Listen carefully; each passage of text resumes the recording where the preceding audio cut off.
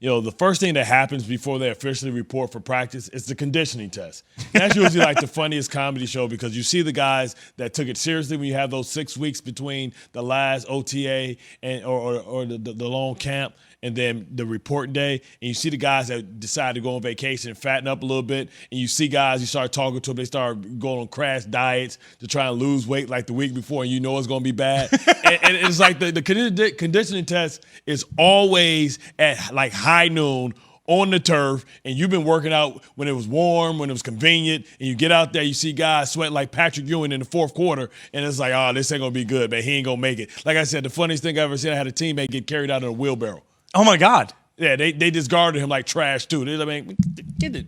Get him out of here. I'm just wondering who's carrying that wheelbarrow because your teammates are – the funny thing in the music business, most of the time you're off right around Christmas, Yeah. So everybody's in good shape. You've been playing shows all year, and then we would take this break, and you'd come back like 3 weeks into January, and you'd look around and you'd be like, oh, man, somebody had all of the Christmas cookies. I can't imagine being an NFL player and looking around at your team. Like, did you have that moment looking in where you looked over at somebody and thought, it's going to have a rough go? Did you have it? No, come on. Oh, Man. okay, You're kidding me. Peanut was undrafted free agent. I had one foot out the door, the other on the banana peel. Because I had to do everything right. But it was always funny because you could see the guys that always battle with weight. We had what you call the fat man walk, and everybody the fat guys always have to report. They have to weigh in. So you see these guys come in a couple days early. They're in a sweat box. They got like the baby oil trying to smother their body and trying to cut weight like they're a fighter. And you're like, that ain't gonna be good, pimp. Does that work, baby? Like, look, baby. I'm 2 weeks into the work on Beachbody, so I'm doing like all of these like crazy lifting things. If I smother myself in baby oil, am I going to lose more weight? Let me explain, right? Okay, it's like a eruption, right? Mm-hmm. What happens is like you putting your hand over something and the pressure builds up. So what happens is if you put the baby oil on or some type of heavy lube, what happens is it clogs your pores, so your body can't cool off, and then eventually it just psss, and you just start sweating out. I'm going to go buy an uncomfortable amount of baby oil. That's my goal for the rest of the day in New York. It's Keyshawn, J. Will, and Zubin presented by Progressive Insurance. Don't get on some type of weirdo list. I mean, if I'm not already, good Lord. All of our guests will join us on the Goodyear Hotline, and we start with some Straight Talk brought to you by Straight Talk Wireless. As excited as we are, obviously, for training camp, the one thing I know is that Jerry Jones is more excited. He spoke about his love of the team and the love of this moment at his press conference.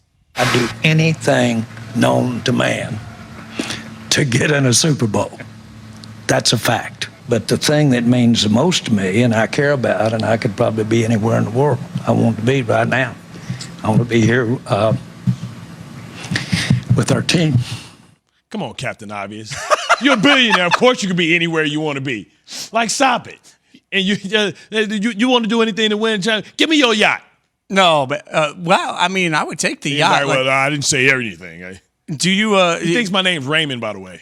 Do most owners share that? Like, you think? Because when I hear that, I hear a billionaire that owns a team that wants to win a Super Bowl. That seems pretty Captain Obvious to me. Like every single owner wants to win a Super Bowl, but like, does the emotion tug at Bart Scott's heartstrings?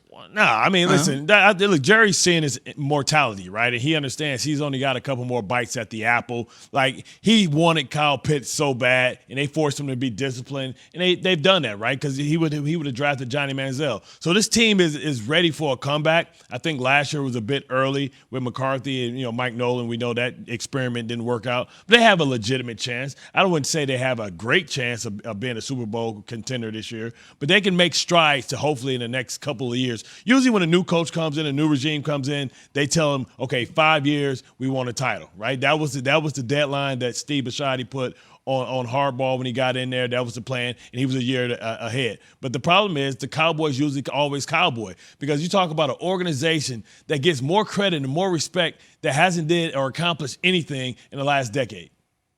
I mean, that's some straight talk wireless, no contract, no compromise. Would you argue, though? Because I feel like, and by the way, why does Jerry Jones think your name is Raymond? It was a night he had been partying. He was lit. I was like, hey, how you doing, Jerry? My name's Bart Scott. I play for the Ravens. He was like, oh, man, thanks for your service. I'm like, man, I'm not in the military. What are you talking about? They said, hey, great to see you, Raymond. I'm like, no, I play for the you know what? Never mind. I feel like, though, as we look at teams coming in, and we're going to do this a lot over the course of the morning, looking at some of the teams that are getting to camp, The Cowboys, I think, frankly, I'm high on. I think they're in a better position. Like, yes, I know last year wasn't the year that everybody expected, but they lost their starting quarterback. And to your point, Mike McCarthy was brought in to supposedly, we're all supposed to believe Jason Garrett was the problem. So no Jason Garrett. Now you have Mike McCarthy, but he loses his quarterback. I don't think we can really take much out of last year, first year with the head coach without their starting quarterback.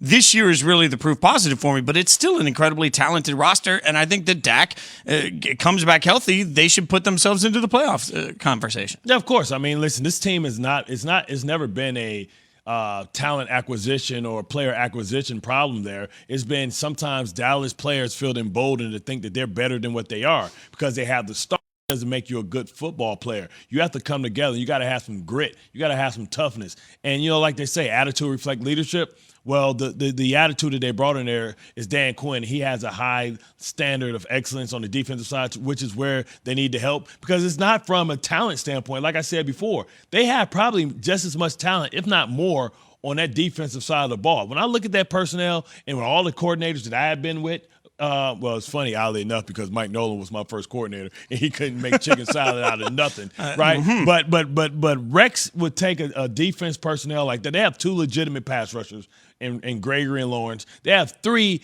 Like, they could have the best and the deepest linebacker core with the addition of Parsons, right? And Trayvon Diggs is a beast. And I think Calvin Joseph is going to surprise a lot of people. Reminds me a bit of a little Delta O'Neal, little, no risk it, no biscuit on the defensive side of the ball. He may jump some stuff, give up some big plays. But then Keanu Neal is going to be that thumper that they need to come down and set a tone. Remember, Keanu Neal was Jamal Adams before Jamal Adams was Jamal Adams. The problem was he had a knee injury and an Achilles injury, and it set him back. He is a human hit stick.